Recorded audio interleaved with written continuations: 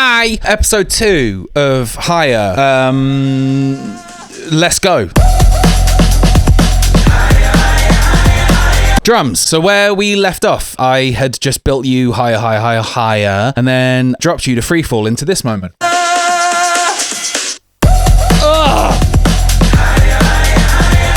I right ruddy love it. So there's been a lot of space in that opening verse, and then there's been a lot of like harmonic instruments. There's been, pianos and sequences and things like this. This first half of the chorus, I'm just giving you drums and bass. Sounds good. Yeah, it does sound good.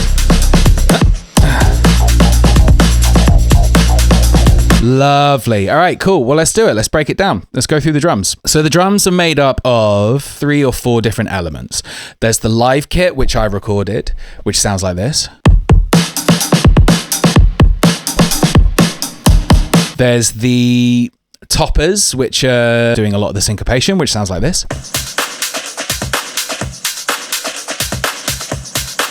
Then there's a tambourine, which sounds like this. I've also put a little crash on there as well.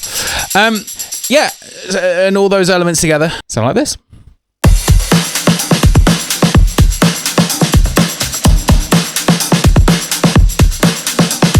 So the drums that I recorded, as you can see, I've chopped them up quite a lot because I think it's important that everything feel locked in. I don't think it takes away from the humanity of the performance. I think you can still very much hear that it's me, but I've gone through, cut it all myself. I will say this till I die. AI makes you lazy. I did all of this by hand. I think it keeps its human quality, which is me and my hands. But the other thing it keeps, which I love, I did it on 3 mics. You can see I've got my kick in, and then I've got my snare, and then I've got my buck, which is a omnidirectional microphone that I just hung above the kit. And the buck is muted. The buck I ended up not using because I think I got a lot of the room in the snare, which you can hear in the bit I'm about to show you. So let me just give you the first bar of it, and I'll loop it around. So you can hear quite distinctively the separation between the kick and the snare. And on the snare mic, we've got the hi-hat as well. The hi-hats are the most annoying things on any drum kit because they just bleed through every single microphone. So what I ended up doing though, I worked on the kick, sculpted it a lot. This is my little kick chain that I've put, I think, across everything. Let me show it to you. We've got a gate that's working pretty hard, as you can see. We've got the Fab filter, the Pro Q3, which isn't doing a lot. It's just taking out the subs and then punching a bit of the low end and taking off a bit of the high end here. And then I've got a saturator on it, which is mostly just working on those lows and the low mids. And then this, which is my secret sauce. This is my my secret sauce, which I think you put in other videos, but Jesus Christ, this thing is the sound of my kick drum for the whole album. This is the grand final or the grand finale by Clever or Clevgrand. No idea. Don't know what their name is.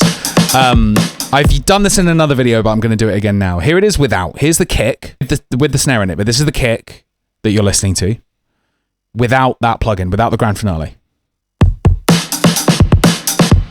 It's punchy. It's got something in it. It's nice. This is it with.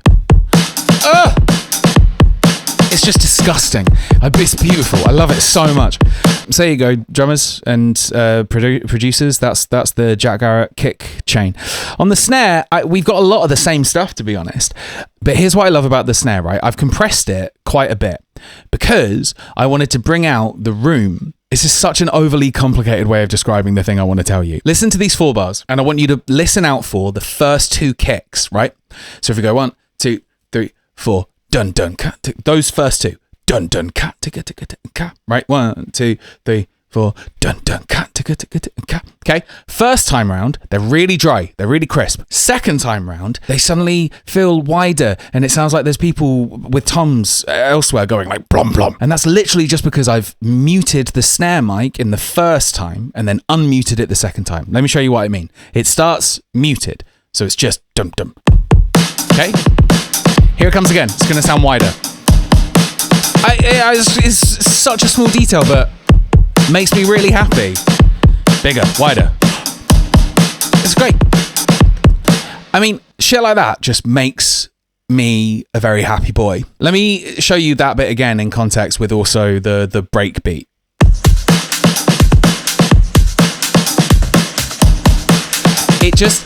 There's so much syncopation, there's so much rhythm happening. What that does is it locks the listener, I think, back into something that's straighter, not syncopated. It's just 1, 2, da, da, not shaka taka, just dun dun. Just brings you back to the 1, 2. Because here you can groove. And then that's just a lot more rigid. Again, it's a detail for me, not really for you, but I think it guides your listening experience. So that's my favorite bit about the drums. Let me show you what we've got going on with the old bass. So the bass is made up of, we got 3 sounds here. Let me play the sub and just show you what it's doing. So that's a pretty basic sub, but if you listen closely, you can hear that there's like a rhythm in it.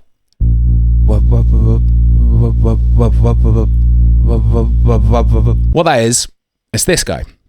It's the Moog filter, the multi-mode filter XL, and I've just assigned a sequencer to tell the filter cutoff to open ever so slightly on these segments of the sequence, as you can see up here. So if I turn the amount up, you should be able to hear it a bit more obviously.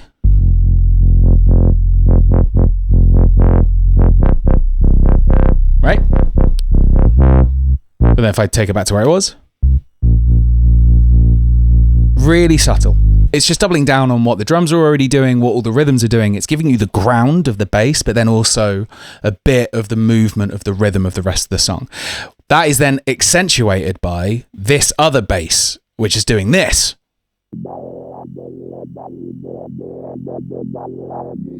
What I've done there is I've taken the original sub and I've then recorded it through the speakers, which I will come on to a bit more. Why I've done that in a second. And I've put it through the Arturia Coldfire. This little distortion thing is insane. And again, I've got another sequencer going, you can see at the bottom there, which is just completely randomized and is telling this frequency up here to fucking move around and just do weird shit. So the two of them together sound like this. So they're kind of like call and response. They're not really call and response to each other, but they are working together to ground the bass, which is to ground the song, which is what the bass should be doing. But then also just these little moments of again, you won't hear it, but I do. And then I top it off with these wub-wubs, which are doubling up the rhythm that the sub's doing. And the reason why I put them in is because the lyric, higher, higher, higher, higher, why lift me up just to let me down, the melody, has a massive gap in the middle of it. And in that massive gap, nothing happens. And I just heard this don't. So I opened up I got my Voyager, turned it on, whacked up the old resonance, turned it into this. I feel like I'm chatting shit today.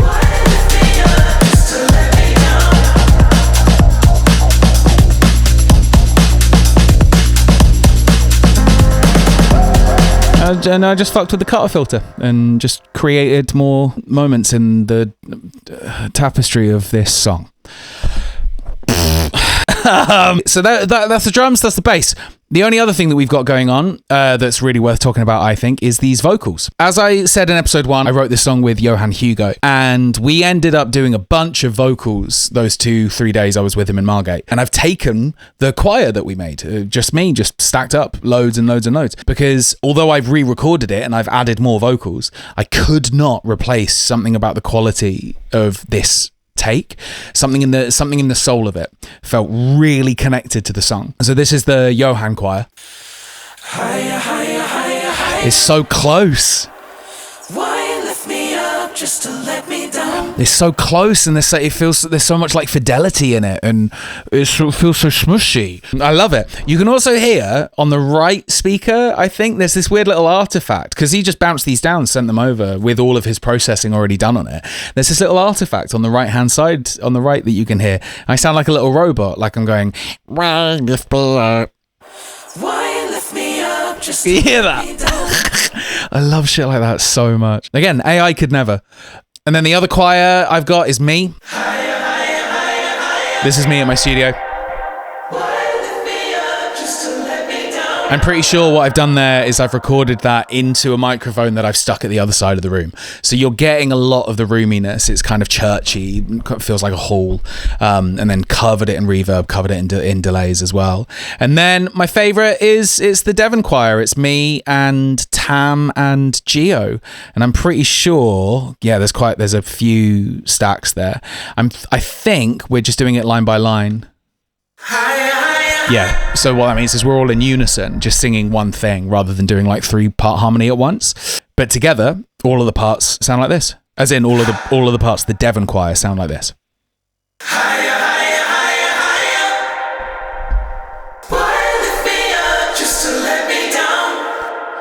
Sounds lovely. And there's quite a bit of processing happening there. Well, actually, no, it's just a lot of compressors. I find vocal compression really difficult, which is why I stack compressors on top of each other. But I also knew the sound I wanted for this. I wanted it to feel not squashed, but close and wide. And I feel like I've done that. I don't think it sounds too squashed. I think in the context of the other voices as well, they all really hold themselves. So these are what the vocals sound like all together.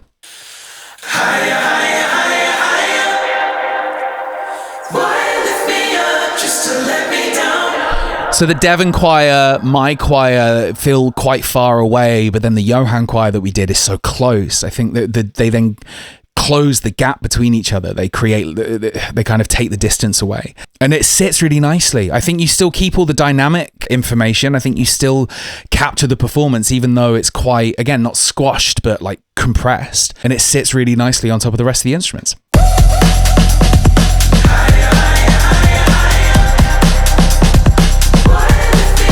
Just drums, just bass, just vocals. There's not really anything harmonically happening until now, where we get the piano. And some strings. Let me show you the strings that we've got. I think it's just these cellos. This is just a plugin, but it just adds like that harmonic richness, that warmth. Along with the piano. This is where all the emotion comes in. So you've had a bit of a dance break, and now I want to make you cry again.